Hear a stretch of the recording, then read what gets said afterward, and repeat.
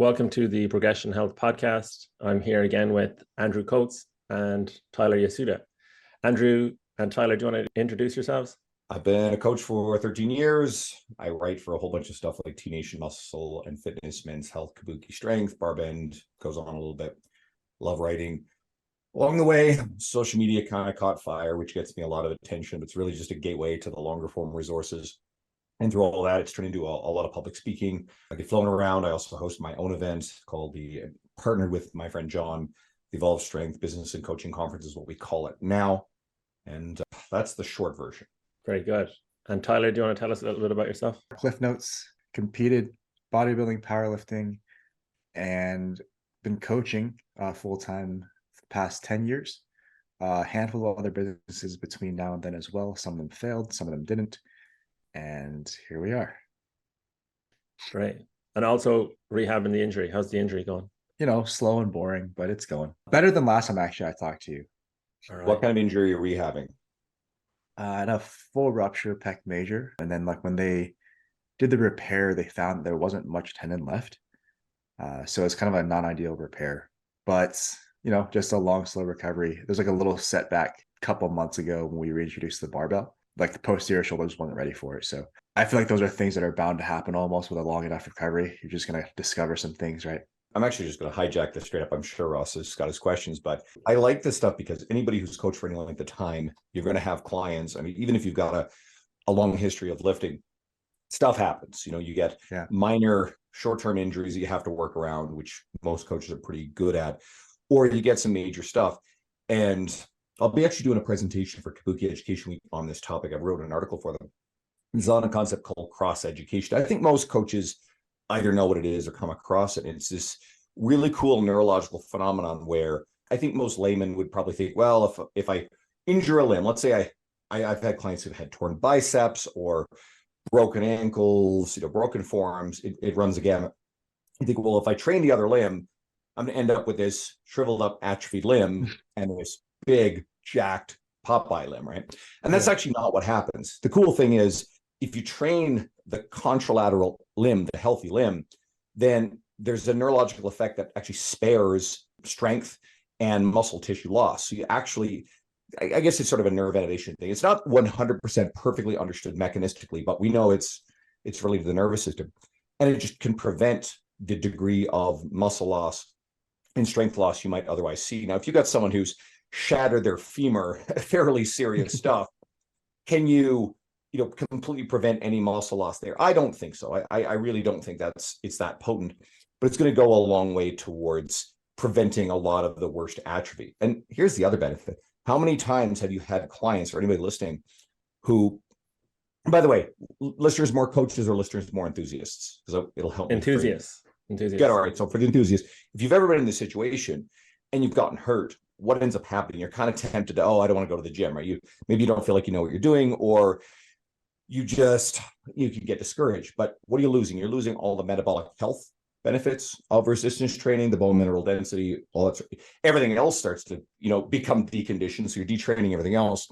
You are losing the mental health, mood benefit aspect of it, on top of the fact that your identity as this active person, especially if you're a competitive athlete in some realm, that takes a hit. Tyler's laughing because I think he understands that one pretty well.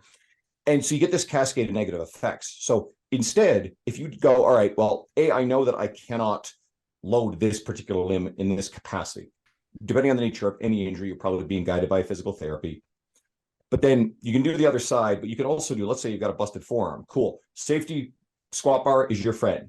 Load that thing up. You can do all the lower body stuff. You can sit in a leg press. You can train your legs like crazy. So you got kind of two outlets here. One is you do the healthy limb as much as you can, which will actually spare, muscle loss, strength loss.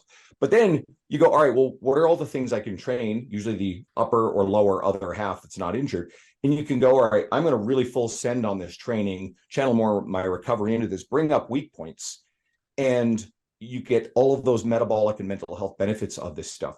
So it's something that I think most coaches kind of figure out along the way. They come across this research. But I built this resource that, I think it's the most comprehensive resource that summarizes the research along with the programming tactics and some cardio conditioning protocols that's out there. If anybody wants it, just message me. I will literally send it to you. And I love this stuff because we're going to come across this. And I think most lifters, sooner or later, even if it's like just something hurts and you know it's short term, you can still go to the gym. You can still go do all these other things, and you're not going to cause any harm and make this one giant limb and one shriveled limb. Yeah, that's my experience as well, where when I dislocated my shoulder, Tyler was coaching me, and I literally, everything you said, I experienced in the positive sense, you know? Mm-hmm. So even if I was just training purely for the mood benefit alone, because you're kind of depressed, you're in pain, you're sore. Yeah, even if it becomes like exercise is purely medicine, it's not like for your physique and aesthetics. It is so beneficial. And then the aesthetics will come after time. You can start lifting heavier. So yeah, 100% back up what you say there through experience.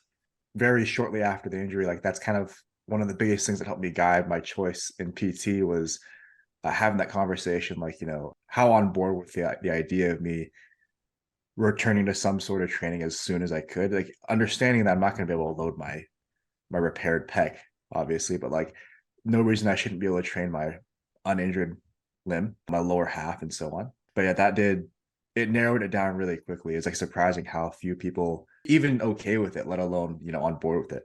This is a weird thing that we're seeing, challenging the old belief that you just need to rest and that's it. Where, yeah, I mean, depending on the nature of the tissue injury, full rest probably isn't a very good idea for a long period of time. You just need to down tune the stimulus so that way there is some sort of stimulus that allows this tissue to recover. Now, if you've got a fully ruptured tendon, especially a major one like a pec tendon or an Achilles, then yeah, there may not be a whole lot you can actually, you know, short to medium term do to load that. I mean, if it requires surgical repair, which not all injuries, tears, everything, people think, oh, just give me the surgery and, you know, I'll heal up. First of all, you still have to rehab from surgery. And depending on the nature of the injury, it's not even as if the surgery is the better choice a lot of time. A lot of time when we have rotator cuff injuries of varying degrees, and people think, okay, like I'll get the surgery and that's going to fix everything. But no, not automatically. But B, in a lot of cases with a lot of injuries, careful rehabilitation is as effective, if not more effective, than just going straight to surgery. Again, it really does depend.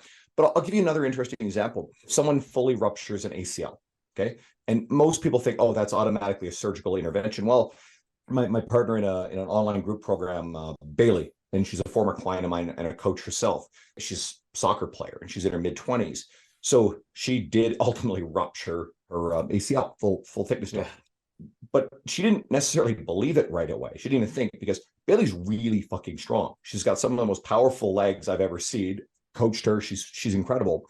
And so she's got powerful hamstrings. And a lot of the function to support the structure of the knee, provide stability to the knee, overlaps with the function of the hamstring. If you've got really strong hamstrings, a person who's big, powerful, well-trained hamstrings, strong legs, strong quads, everything strong joint, probably walking around in society can function better than a very weak, deconditioned person who doesn't have any muscle mass or strength, who actually has a fully intact ACL. And that might sound kind of surprising. So does someone automatically need to have an ACL reconstruction surgery? If you're a competitive athlete, yeah. I mean, and especially if you're younger, but if you're an older person who is very strong, otherwise pretty active, strong hamstrings, a lot of the time they'll say to you, listen, like there's just not much point in doing this at this stage of life. So part of that too, and this is a concept that comes out of, I really like the way that Jordan Shallow, muscle doc, co-founder of Prescript, talks about this stuff. A lot of our physiology and even biomechanics is we're trying to outfunction structure, and humans are incredible at this stuff. Most high-level athletes, if you look at and break down their technique on stuff, you'll find interesting theoretical movement flaws that the purists might go, you know, oh, he's not doing that right. Motherfucker, this guy just set a world record. I think there was an Olympic lifter, and I'm not an expert in Olympic lifting, but I know that somebody set a record in some weight class, something, I don't know, like there's all sorts of different classes. But some of the purists were criticizing, you know, the way his elbows move. It's like, motherfucker, he just set a world record, right? So some athletes are just so powerful and they move so intuitively that they don't even necessarily move in the way that biomechanically we might say, oh, that's not optimal, right? But they're just really good at outfunctioning their structure, because a lot of different people have different structures. And we can actually outfunction structural injuries. There's a lot of people walking around with, if you put them in an MRI, for some people, an MRI can be valuable. Sometimes it's actually the worst thing you can do. That's a complicated thing to say, so don't parrot that without the context. In a lot of cases, an MRI is just not going to be conclusive, or it might tell you, okay, this person here, you MRI random people, you're going to find disc abnormalities, right? You're going to find rotator cuff abnormalities in totally pain-free and asymptomatic people who move and function fine.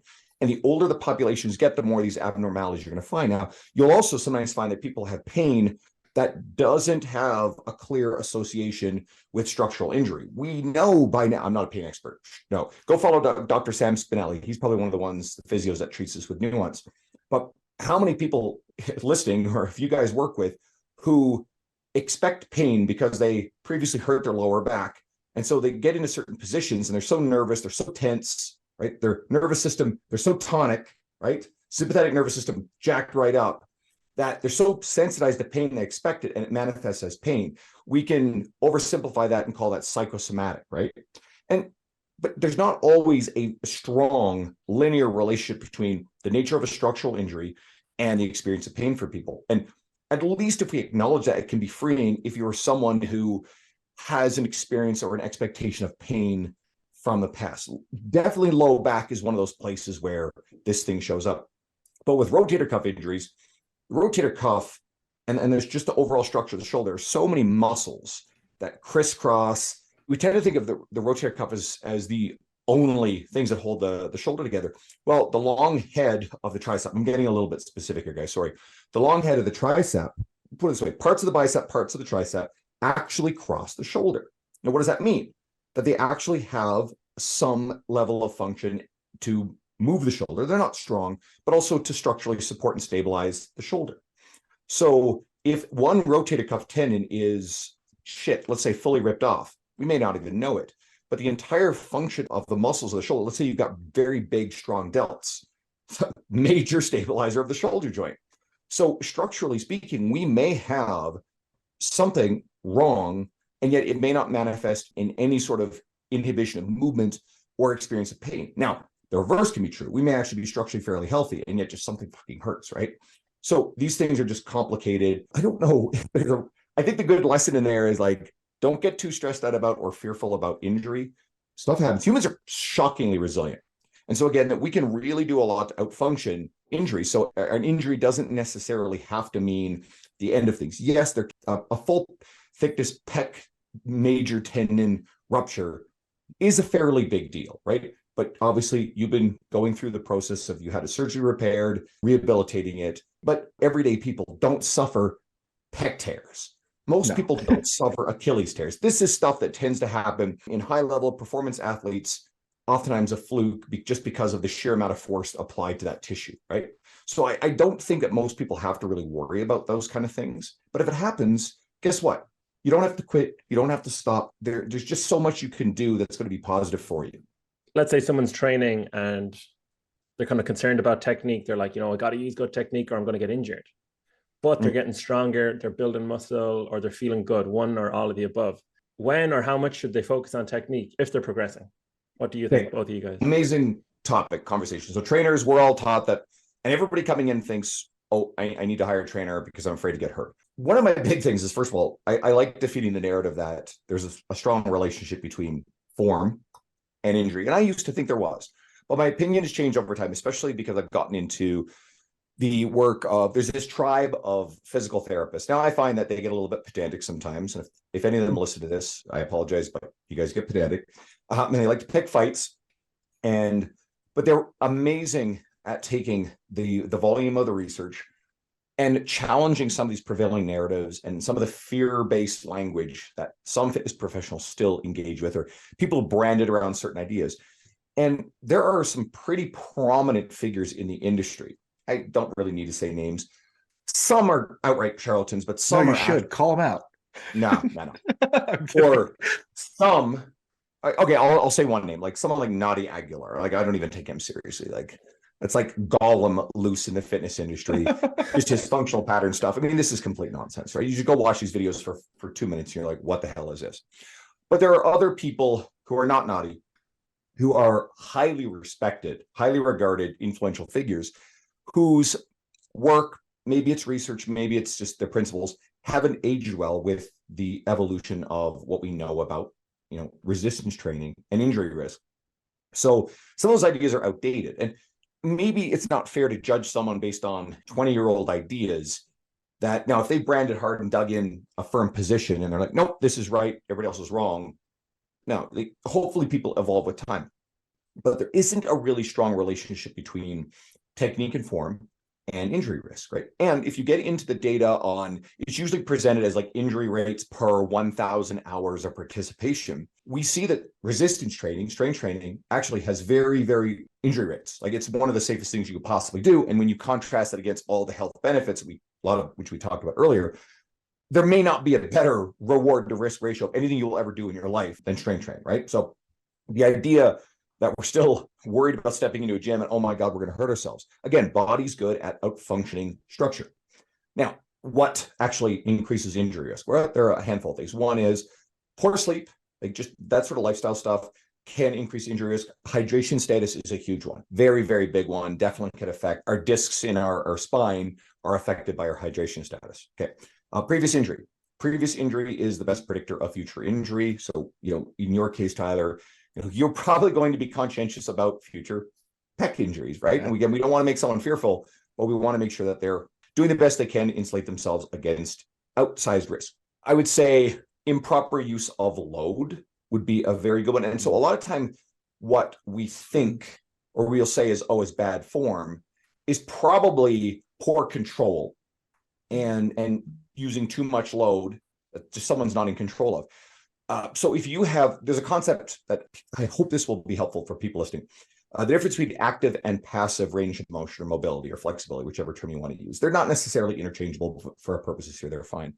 So let's say if you're standing and you stand on one leg, maybe you lean against the wall just for balance, and you, without touching your left knee, you lift your left knee as high to your chest as possible.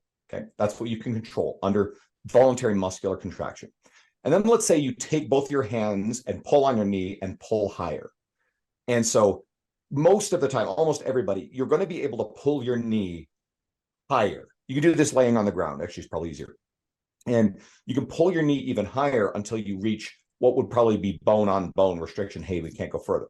So the difference between what you can actively control and what you can passively pull yourself into is active versus passive mobility. So what happens, let's say, what's another position where you would get into very deep, like your knee comes up really high relative to your chest? Well, if someone squats super deep, what happens if someone really just dive bombs their negative and has no mechanical tension on the muscles that control it and they just drop? Okay, well, that rapid descent, is that, and especially if that's done under too much load, does that increase the likelihood of a knee injury, hip, low back injury? I would argue yes. I don't want to have people fearful of this.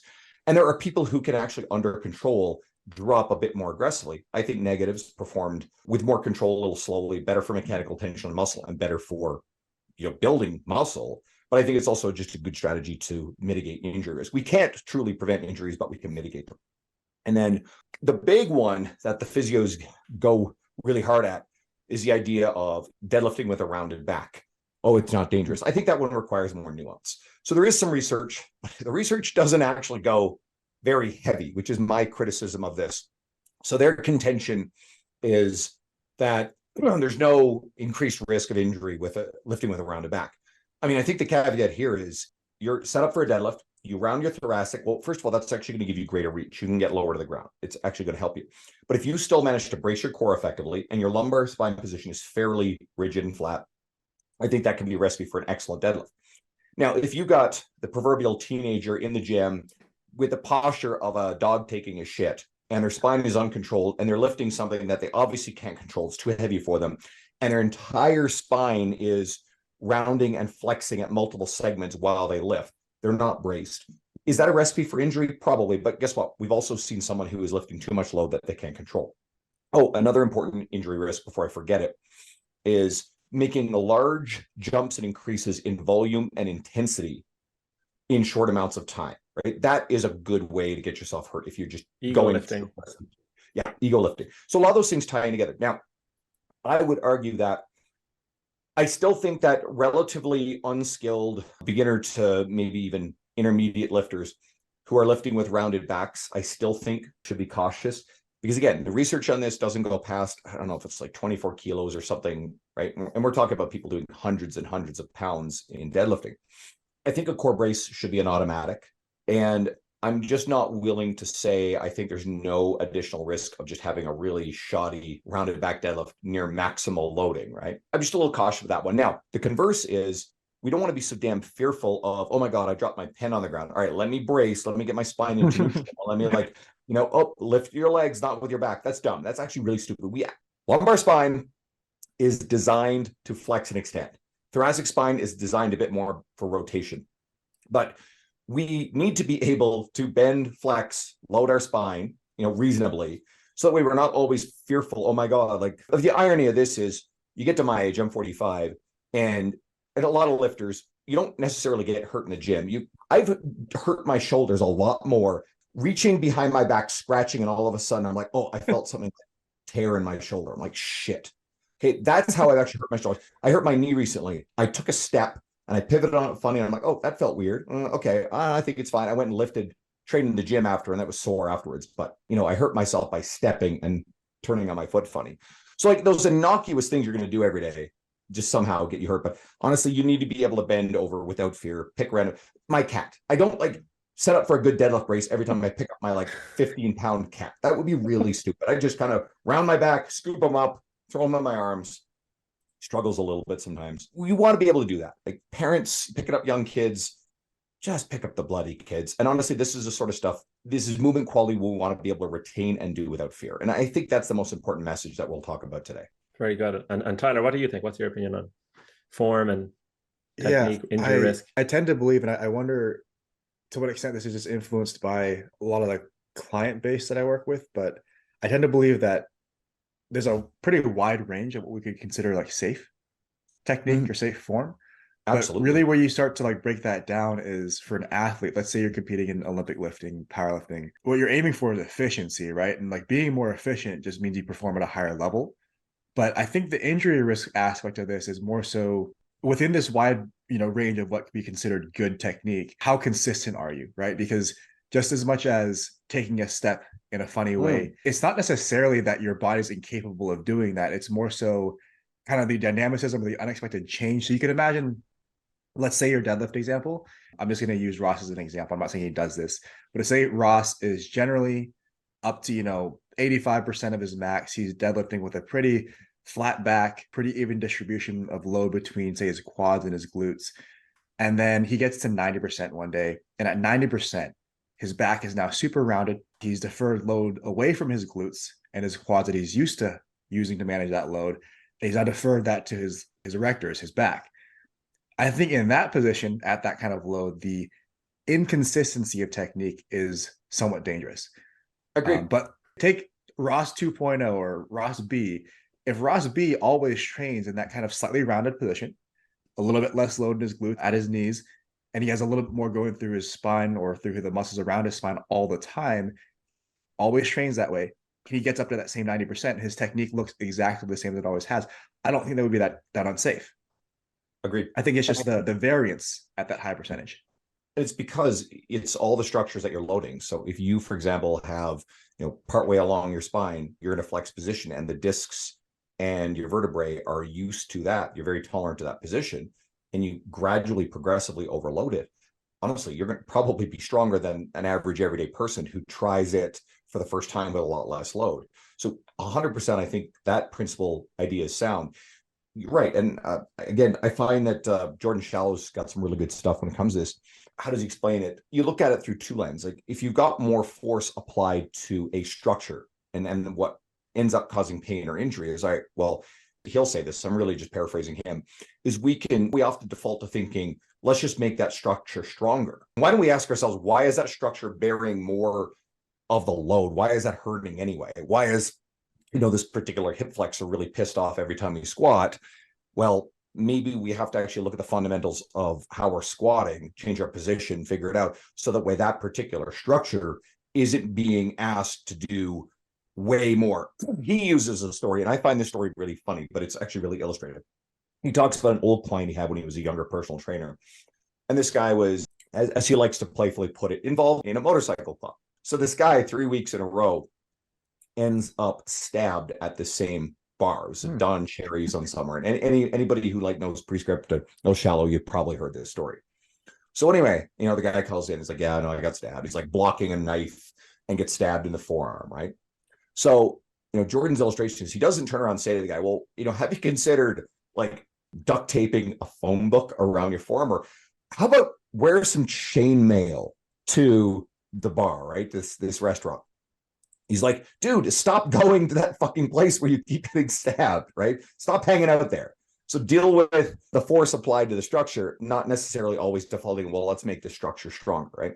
And I find that analogy really funny. He's good at them. So I would, if you guys are enjoying this stuff, because we're getting a little technical on this, I hope I haven't lost anybody. Usually people ask me about social media growth. This is definitely a departure, but I love riffing on this.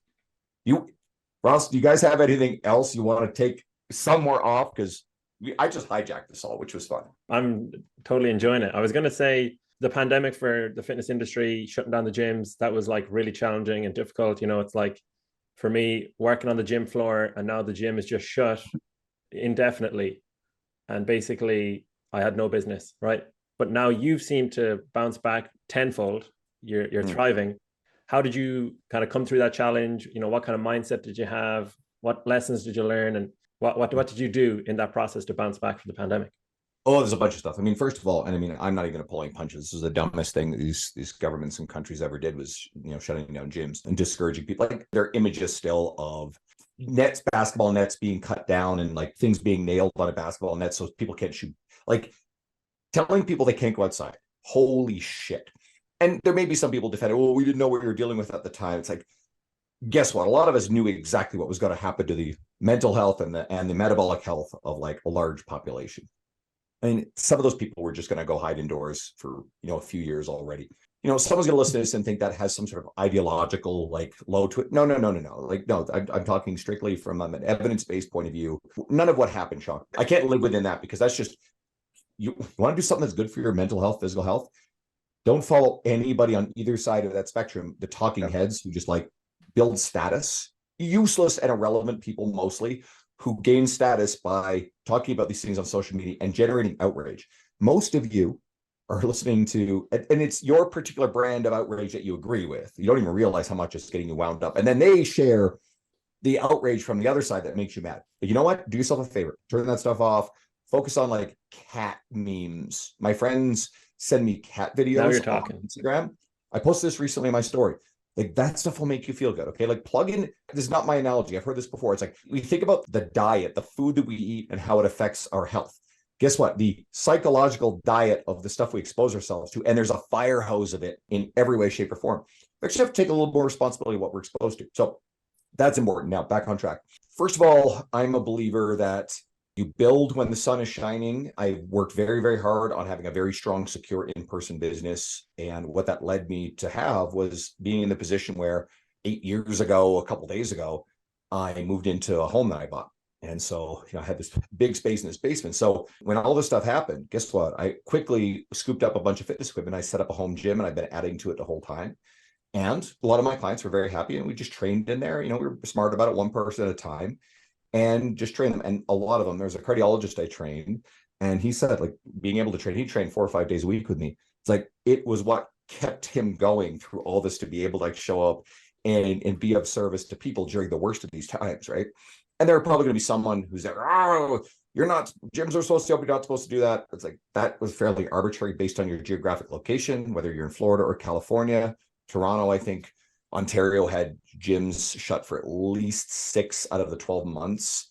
Maybe it was actually, no, I think it was way longer. I think it was nearly a year. I know California was one of the worst. Florida was like 6 weeks and now we're back open and that was it, right? Honestly, like you look at the health outcomes, I think it was Johns Hopkins put out something and there was no difference in health outcomes on the aggregate, whether you had really severe lockdowns or very, very moderate ones. Human nature is just human nature. And so I just ran my space. And now what I do is I split my time between the gym I've always contracted at my home gym. And I've been adding pieces to it. I'm going to have turf installed really soon. I've got a leg press, cable tower, squat rack, full set of hex dumbbells. I've got a glute drive being delivered on Thursday. I just decided recently to do more stuff with it. And I've been able to invest in this and actually secure. Now, not everybody lives in that house, but the point is I worked hard to the point where I put myself in a position where I have this space available to do it and pivot on a dime. And I just continue to build that. And so now I have the versatility. Now I get to spend more time at home with my cat, which actually makes me happier, and I'm able to punch longer hours. But here's the other thing I did is just before all this stuff started, I'd already been writing for a few of the publications I write for, but I just said, okay, I need to have more social media presence to complement the fact that I write for T Nation and so on. And so I just kept showing up on social media every day and just post something, refine it, work on the skill of writing, engage with people, respond to everything. And, at first it was slow, but it grew and grew and grew. And then very early on in the process, Dr. Mike Isertel, who I've known, I met him in 2017 here, and he came to a seminar, and he was one of the ones that gave me the first boost. And him and Nick Shaw, they're both friends of mine, love RP stuff. Guys dive into it. They're incredible. So they actually did an episode recently, and they're talking about a lot of stuff about, being a successful trainer. And they actually, someone texted me, he's like, hey, the guys were talking about you on their podcast. I'm like, what? Okay, I listened. And they're talking about everything I did and how Mike he's following me because we knew each other, and he's just liking some of the stuff that I post. So he would just splash up on his wall and would drive hundreds upon hundreds of followers my way. So he was a big part of seeding that first bit. Jordan Site would share my stuff, Jonathan Goodman, some other people in the industry, started getting on podcasts, more and more. And gradually it grew. I went on a ton of podcasts. Everybody would ask, I would always say yes, Ross, like yours. Just started getting out everywhere. Meanwhile, I'd done a lot of travel within the industry because I had the means, because I worked really hard. So I'd made a lot of contacts, a lot of friends. When things opened up in 2021 a little bit, I started going back down to stuff. I got invited to come speak at one of these conferences that I had previously attended a bunch. And that blew the doors off of that. So now all of a sudden I'm at all these events, speaking at these things. This one's just still sort of mind-blowing. But a friend of mine invited me to come and be a replacement speaker. And I look at this lineup, and it's Lane Norton, Jordan Syatt, me, and the Hormozis are the 5 graphics that I've got. And I'm like, holy shit. So as it turns out, they hadn't taken the Hormozis off yet because they had to drop out. So they actually grabbed, and then they brought in Bedros Keuilian and a couple other people. But ultimately, I was, quote, one of the replacement speakers for the Hormozis, which of course is not, you can't replace them, right? We're not in the same stratosphere. But kind of a cool little thing I get to say. So there was a ton of this stuff over the last few years, and 2024 is looking insane. We rebooted our conference late last year, but every time there was an opportunity, someone said, hey, would you come do this, right, for T Nation for the first time, or some of the other publications that followed, or come speak, or, start a podcast or whatever, come on a podcast. I would say yes. And if it was a skill that I felt I needed to work on, I would go and figure it out. And so just leaning into these opportunities every time they were thrown your way. And meanwhile, just being really consistent with the things that mattered, like the writing, like the social media, and social media grew and grew and grew. And of course, people can piss and whine and moan about social media, influencers. I know a lot of people who do this, and I find them really funny, because if you catch this in you, I'm going to, the people listening, the enthusiasts are probably not going to care about this stuff, but just watch. If you've got people, fitness professionals who are doing this, they desperately crave the status that they think comes with having a larger following. Now, some of the people with larger followings are photoshopping their shit. They're buying followers. It's fake. Honestly, a lot of this stuff's rubbish. But there are a lot of really good, awesome human beings in the industry. I've talked about people like Jordan Shallow, Dr. Mike Isertel, Molly Galbraith, Girls Gone Strong. They have great followings. They have great information. They built incredible resources. They're doing wonderful things. Those people are making the world better. Go follow and engage with those people. They're awesome. And I just kept doing it, and all of a sudden things kept exploding and spiking, and I'm getting opportunities I couldn't imagine, never have dreamed of. And I think it's just a mindset of, all right, this is a circumstance. This is scary. We don't know what's going on. I'm going to control what I can control, which is literally the best life advice you could ever apply in any situation, right? Even when shit is really awful. And you just show up, you do the work, you recognize the narratives. This is my social media post today. People are very, very good at weaving stories and narratives about why they won't go do hard things. Right? And quite frankly, I think more time, energy, effort anxiety goes into the story about why you won't go do the thing than it would have taken for you to actually act on and go do the thing. And then you break inertia, you build momentum. And that is true of almost anything when it comes to fitness, nutrition, health. And if someone's choosing to listen to this podcast, my guess is they're good at acting, they're good at the consistency side, but they see people around them who have stories and excuses. And it gets frustrating. I mean, those people have to help themselves. And I don't believe in shaming anybody for excuses, but I want those people to wake up and realize, no, most of these things are not valid reasons. Most of these things are high energy narratives that are woven to shield you from the shame, and it doesn't even work very well to prevent shame, of realizing that the choices you're making, because they are choices most of the time, are not conducive to the long-term health outcomes we want. And we saw that on aggregate during the pandemic. It's almost like a gym mentality of like, you know, you show up consistently, you work hard, you build momentum, you start to see gains, but then also getting help from other people as well along the way. So kind of like staying consistent, using that gym mentality. I'm not even sure, maybe Tyler, you have a better phrase for describing the gym mentality, but then also asking for help as well, not trying to do it all on your own. Yeah, I mean, I think the thing I would sum that up as that whole, we've talked about this before, Ross, that motto, like do it anyway, right? Like there are probably countless reasons that you could give yourself or excuses you could come up with to not do whatever the thing is, but you do it anyway. But I do think, Andrew, in your case, that's maybe what's unique about your circumstances, that it's not just leaning into that mentality and like very much living by that. You seem to have found a lot of success in really identifying the opportunities that people are putting in front of you, like not being afraid of taking those, whether you felt like you were fully prepared or not. And I think so many people, one of the best bits of advice I've ever gotten, one of my clients actually, is business advice, but it applies to a lot of things. He's telling me, learn how to screw up as fast as you can, because if you can just make a choice and it's the wrong choice, you at least learn that it's the wrong choice. You make your next choice before the next guy would have made his first choice, right? Just do that and do it quickly, and you'll learn fast, and you'll also succeed faster or succeed earlier than most people. There's an element, there's a piece of context that's really good to add to this. It'll get people to think. And I know Alex Hormozy does a really good job of this. Alex is good for these kind of witticisms. But when you're looking at decisions, can it lead to a catastrophic outcome? And most decisions, no. Like, let's say you jump off a building and you risk paralyzing yourself or losing an eye. Those are really catastrophic things that, if for whatever the fuck you're doing, risks like the kind of bodily harm that is irreparable, then don't do that sort of stuff. Or you got to be really goddamn thoughtful about it. But most things don't have that kind of consequence. Like if you do something or say something that could lead to the loss of a marriage or a long-term relationship because you like hurt someone that bad because of a choice you make, cool. Don't do stuff like that. That's not cool. But if the downside risk of the choice is low, cool. Then do make that choice quickly. If there's fairly substantial potential for a worst case scenario, you actually make that choice very deliberately and slowly to make sure it's a smart choice. And it's just identifying, all right, is there much catastrophic downside risk of acting on this? Nope. Cool. All right. Full send. Don't think about it too much. Act on it. Fail, learn. Okay, cool. That worked. Whatever. You move on to the next one.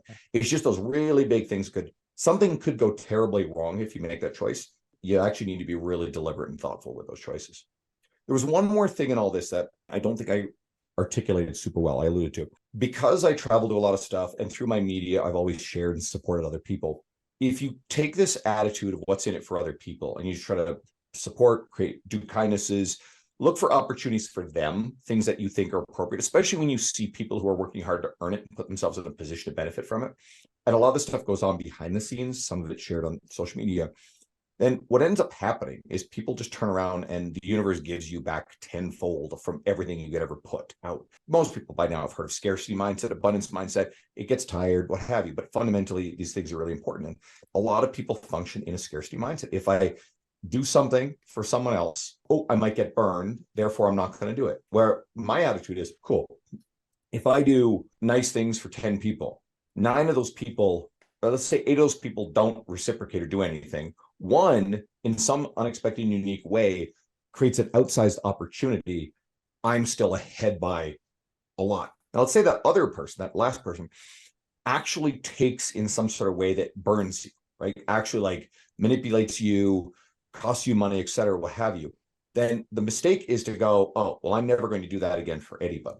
Because then you lose a little bit of your soul and the goodness in your soul when you stop doing that kindness. Instead, you chalk that up literally as an accounting concept of, all right, that's a sunk cost. You just write that off as being part of the universe. But if you keep applying that math, and again, if one person does something outsized positive, one person burns you, takes you a little bit, and the other 8 are not in any really meaningful way ever able to do something to reciprocate, you are going to come out so far ahead. And it's such a powerful multiplier across a long enough time horizon. And then I think most people are just afraid to give and to do those kind of things. Now, there's another side to this. And it's like when you're saying yes to opportunities, there does come a point in life where you say yes to too much stuff, you're a people pleaser, you are being taken off track of the things that are really important to you in your career, your personal life, family, what have you. And it's not beneficial to you. You have to recognize that and develop good boundaries around that. And you have to learn to say no to better and better opportunities. Another Hormozy sort of thing that he talks about a lot. As you grow in business, as your life grows, your people will still just ask a lot of shit from you. You just got to get really clear on, all right, cool. Well, what are my boundaries? Am I showing up for someone who's always been great? Or am I really just being pulled away from the things that matter? And this is going to be detrimental to me. And then sometimes you just got to go do and show up for things and people. You just got to do the right thing, right? You got a really sick friend who needs a ride to the hospital or whatever. You take, good care of that person. But at a certain point, I suppose a really good example is once I got really busy with writing, I couldn't even have the bandwidth to give as many articles as probably the publications I write for would like, right? I don't even I can't even do that. And then someone might pop up and go, hey, will you come and write for my blog for free? And it might have been an opportunity that would have been a great kickstart. But now that you're kind of already 3 or 4, fairly mainstream ones, writing for, someone's blog is probably a pretty low leverage opportunity. Now, if that person's a great friend, has been supportive along the way, you still might do it. But that person now all of a sudden is popping up and going, oh, now I can benefit from having you on here because you're doing so well. That's probably an opportunity you're going to politely say no to, because if you say yes to that, you may be saying no to writing another article that you'll get paid for and a lot of exposure on, something like a muscle and fitness. And for me, I'm really clear on this. So I've been asked to do a whole bunch of things that simply my time I couldn't accommodate. So I'm polite and I'm really grateful that people think of me, but I'm comfortable saying, hey, I can't do this. Going into another mindset shift, but in a different line of thought. So you have a post, Andrew, stop treating your workouts and nutrition like a one-night stand. And I feel like it ties in because it's a complete switch. It's like, it's just going from a mindset that doesn't serve the long term to one that does serve the long term. Can you just speak to that a little bit and how maybe you've experienced clients make the switch or you see it as a common pitfall? I mean, there's 2 things here. One is it's a metaphor about commitment. You have to look at it through the long view. You can't lose all the weight. You can't spend a decade gaining weight and expect to lose it in 3 months and then go back to your old behavior. It doesn't work that way, right? My argument is that I think when someone gets consistent and feels how good it feels, they would never want to go back. So a very simple answer is it's just a funny little witticism that my hope with these social media things, I want things to be valuable to people. And some of them end up being, I don't like writing fluffy stuff. I really try to avoid that. A lot of people write some really generic bland crap. But I want anything I put up on social media to at least be meaningful to people. But sometimes they can be superficial pieces of wit that my hope is that it will lead people to do one of several things. One is go into my longer form media. Remember the start of this episode, this resource that we talked about training with an injured limb. That's the stuff I want people to get into. I want them to come to the podcast. I want them to, come see me speak at an event. But if someone enjoys the daily little pieces of wisdom or wit, and it keeps them around and it leads them down the path to the better stuff when they need it, or even if it's just like, my favorite response is always, I needed that today. And if it just gives them a little bit of a boost, a little bit of motivation, fluffy motivation on a day that they're having a rough one, that kept them going, that's always worth it. And ultimately, I don't really promote a whole lot of stuff. People message me and they're like, hey, can I talk to you about online training? What are your rates? Blah, blah, blah, whatever. People will inquire. And given the size of my media, I get more than enough inquiries that it keeps me as busy as I want to be. Every once in a while, I'll throw it out there. Hey, if you guys are serious, I will talk to a few people. Not the proverbial, hey, I have 2 spots in my coaching and you really have 15, right? That stuff's cheesy. But sometimes social media is just a slightly more superficial touch point. You can't necessarily go super in depth. But that's why you build a long form media resources like podcasts, like articles, like YouTube channels. in order to give people more good stuff. And if they like what you're doing, they like your philosophies, they like your persona, they feel connected to you, then you're more likely to be the person that they'll reach out to at the end of the day. And that continues to, keep the livelihood that I have, which allows me the freedom to do the things that I enjoy, like collect picture figurines or vinyl records, or spend a bit more time with my cat, or at some point, hopefully, I'm a terrible workaholic, but carve out a little bit more time if a meaningful relationship happens to, materialize in my life. We'll see, right? Stay tuned. But that's more and more my philosophy to social media. And sometimes, I'm not trying to write, oh, I need this to go viral, but there's some stuff that I'll reuse because I know it does really well. And if it goes viral, people are sharing living hell of it, shows up on the Explore page. I get more followers grow. Those are more people that I can direct to my resources, and I can share the other great resources and the people that I respect who've been helpful to me. My friends, I think, are doing wonderful things. I can share them through my media. Those people connect with them. Everybody benefits from it. And that's why I laugh at the people who have such toxic and negative attitudes about social media, because it's, again, like I said, it's born of this bitterness for something that they resent it because they don't have it, and they want it, they crave it, and they want all of the status-based trappings that they think come with it. It's like, that's not reality. Your attitude's a problem. I'm almost out of time, guys. So this is wonderful. I really appreciate you guys having me on. Everybody listening, guys, everybody listening, the boys ask once in a while, but you haven't reviewed the podcast. I know you haven't done it. So here's what I'm going to say. It takes no time at all. Go at the red light, maybe, or at 10 least seconds.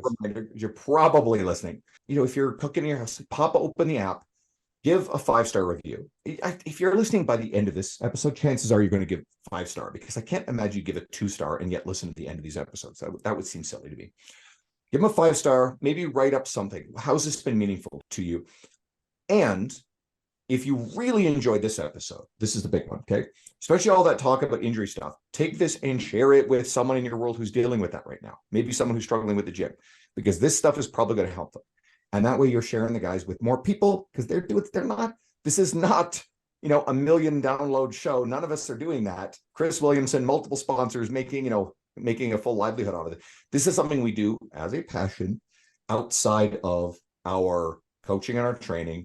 So these are little gives back that can actually enrich the people in your life, because it's obviously enriching you because you're still listening, right? So thank you for that. Guys, Tyler, Ross, thank you for having me on. I appreciate you guys. Thank you very much, Andrew, you Andrew. as well.